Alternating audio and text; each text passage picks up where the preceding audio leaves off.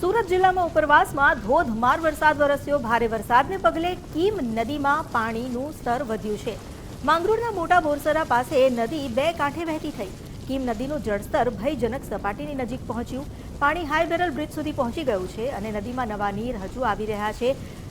પાણીનું સ્તર વધતા ખેડૂતો ખુશ છે। 15 જેટલા ગામને પૂરનું સંકટ તોડાઈ રહ્યું છે। તંત્ર દ્વારા તમામ નીચાણવાળા વિસ્તારોમાં લોકોને એલર્ટ કરી દેવામાં આવ્યા છે।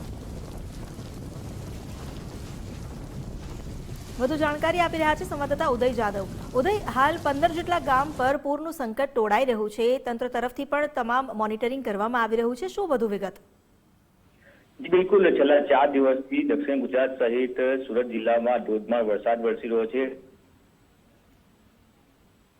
વરસાદ વરસ્યો છે તેના કારણે સુરત જિલ્લાના જળાશયોમાં પાણીની ભારે આવક થઈ છે। કીમ નદીમાં પાણી ભરપૂર આવક થઈ છે। માંગરોળના મોટા બોરસરા ગામેથી પસાર થતી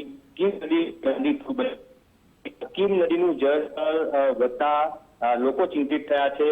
હાલ કીમ નદીનું જળસ્તર જનક સપાટી નજીક પહોંચ્યું છે, ત્યારે કીમ નદીમાં ભરપૂર પાણીની આવક થતા જે મોટા બોરસરા પાસે હાઈ બેરલ બ્રિજ આવ્યું છે ત્યાં નજીક પાણી પહોંચી ગયું છે। હાલ જે તંત્ર છે તે સતત જળસ્તરની ઉપર નજર રાખી રહ્યું છે। મહત્વનું છે કે કીમ નદીમાં હજુ પણ જો પાણી વધશે તો ઓલપાડ, હાંસોટ અને માંગરોળ તાલુકાના 15 થી વધુ ગામોને અસર કરી શકે છે, જેના કારણે તંત્ર દ્વારા તમામ જે ગામો છે તેને એલર્ટ કરી દેવામાં આવ્યા છે। તો બીજી તરફ કીમ નદીમાં પાણીના જળસ્તર વધતા ખેડૂતો ખુશખુશાલ જોવા મળી રહ્યા છે।